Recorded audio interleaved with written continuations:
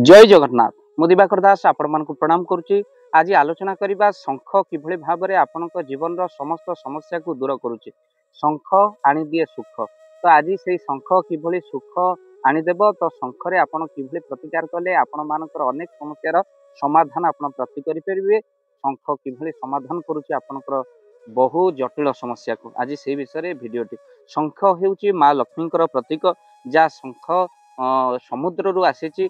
आपण जानते माँ लक्ष्मी मध्य समुद्र रु ही प्रकटित होती। तो यही हिसाब से शंख सहित माँ लक्ष्मी पिता घर संबंध अर्थात शंख जो प्रकट होती माँ लक्ष्मी से प्रकट होती। तेणु शंख आउ माँ लक्ष्मी ए परस्पर परिपूरक बा पिता घर संपत्ति बोली कह जाए। तेणु शंख प्रत्येक मुहूर्त आप जानते अत्यधिक शुभ। आउ प्रत्येक मुहूर्त आप जानते शंखर शब्द शुणी जदि आपणकर घर कुआड़े आप जाउछंती जदि आपण शंखर शब्द शुणिले तो निश्चिंत भाव में आपण जीवारे जो कार्य को आप जाउथिबे निश्चिंत ताहा शुभ ही हम। तेणु शंख जदि बाजिला आपण संध्या समय क्यों जगार अच्छा निश्चिंत भाव में से पादर चपल खोली प्रणाम करंतु देखिए आपणकर निश्चिंत शुभ हेब कार्य। खाली सेतिक नुह आप दक्षिणावर्ती शंखरे जो प्रभु को जल अर्पण करुँच दक्षिणावर्ती शंखटी आणतु तापर से शंखर जल प्रभु को अर्पण कर सारिबा परे तापर दिन आप जल अर्पण करती प्रभु को से दक्षिणावर्ती शंखर जल को आपण तापर दिन कौन करंतु ना दुब बुड़े आपण घर चतुर्पार्श्व जदि आप सिंचन कर दौरान घर में कौन भाव में नकारात्मक शक्ति आ रहे ना घर में आपणकर गुणी गारड़ी जदि होता है घरे जदि कौन दुष्ट शक्तिर प्रवेश होता है निश्चिंत भाव में ताहा नाश जीव। मन रखि था आउ थे कहूँ दक्षिणावर्ती शंखरे प्रभु को आप जदि जल अर्पण करुँच से जल को तापर दिन दुब बुड़े आप घर चतुर्पार्श्व को छिंची दिंतु घर देहर छिंची दिंतु जार सिंचन फल घर नकारात्मक शक्ति दूर होगा सहित घरे दुष्ट शक्ति कहार जदि आपणकर कुदृष्टि रोचे छाया रोचे गचर छाई मनीषर हाई अनेक लोक मैंने घर उपर आपणकर दृष्टि खराब रहे तो से दृष्टि नकारात्मक शक्ति गृह में प्रवेश कराई दिए ना आउ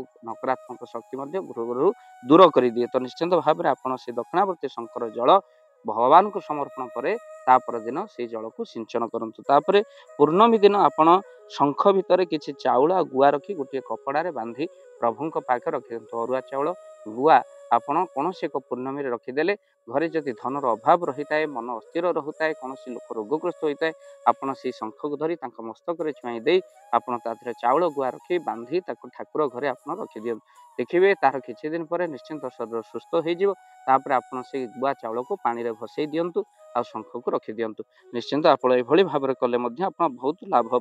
हाड़ और दांत जनित समस्या अनेक लोक पीड़ित होते आंठु गंठी हाड़ कष्ट दांतर रोगर कष्ट से जदि दक्षिणावर्ती शंख को धोईकी तार जल को पान करती प्रत्येक दिन पान करती दक्षिणावर्ती शंख को धोई ओरिजिनाल होते बहुत भल कहीं बजार में बहुत डुप्लिकेट शंख मिलूँ तेणु ओरिजिनाल दक्षिणावर्ती शंख को धोई जदि ता जल को आप पीउछंती तो एते परिमाण में कैल्शियम रही शंखरे एवं विज्ञान कहूँ किंतु शंख दिए सुख आम आरंभ कहूँ।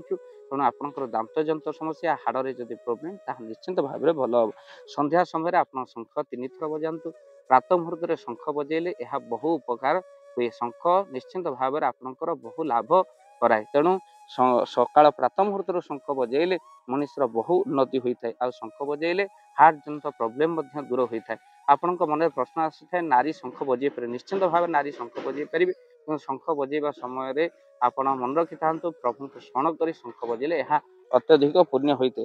तेणु आपण निश्चिंत भाव में ये वीडियो को बहुमात्रा शेयर करूँ चैनल जदि नुआ चैनल को निश्चिंत भाव में सब्सक्राइब करूँ। तेणु भगवान होती जो शंख को धरी पंचजन्य ऋषिकेश आपड़ जानते पंचजन्य शंख बाजिबा मात्र के देवता मान भितर भय संचार होता है। तो निश्चिंत भाव में ये शंख ही समृद्धि नहीं आसे तो घरे गृह गोटे शंख निश्चिंत भाव में रखु आपण मैंने वीडियो को शेयर करूँ चैनल जदि नुआ चैनल को सब्सक्राइब करूँ। जय जगन्नाथ जय पंचश जय श्रीराम।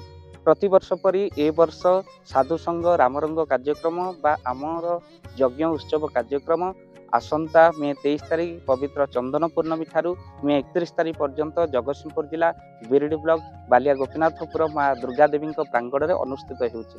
तो आपण को सादर निमंत्रण सहित आपणकर अर्घ्य राशि बा यज्ञ निमंते आपण से गुंडुची भूषा भली दान प्रदान करेंगे। स्क्रीन रे चलता नंबर रे आपण कॉल करंतु आमे देबु आपनको फोन पे नंबर आ से नंबर रे आपण यज्ञ अनुष्ठान को आपणकर जदि दान पठेबा पई चाहुचंती तो आपण निश्चिंत भाव में पठेई पारिबे। तो आपणकर से गुंडुची मूषा भली दान यज्ञ कार्यक्रम रे बा प्रतिवर्ष परी साधुसंग रामरंग नवदिनात्मक राम कथार लगे तो आपण निश्चिंत भाव में दान पठातु कहीं ये दान आपणकर महत दान हम यज्ञ को आउ नाम को आउ जो माने दान पठाती से दानर कलना करा जाई पारे ना अनेक पुण्य हुए। तो निश्चिंत भाव में आपण मैंने गुंडुची मूषा भली दान पठेले ईश्वर आपणकर मंगल करेंगे आ निश्चिंत आपणकर मंगल हो। तो प्रतिवर्ष परी आपण मैंने दान पठे पारे। स्क्रीन रे चलता नंबर रे आपण कॉल करंतु आउ आपण मानकर से दान राशि को पठातु जहाँ महत कार्य लगे सतरे धन अर्जन धर्म करी धर्मे प्राप्त न रह। तो निश्चिंत भाव में आपण मैंने दान पठेबा पई एबे कॉल करंतु। जय जगन्नाथ जय पंचेश्वर।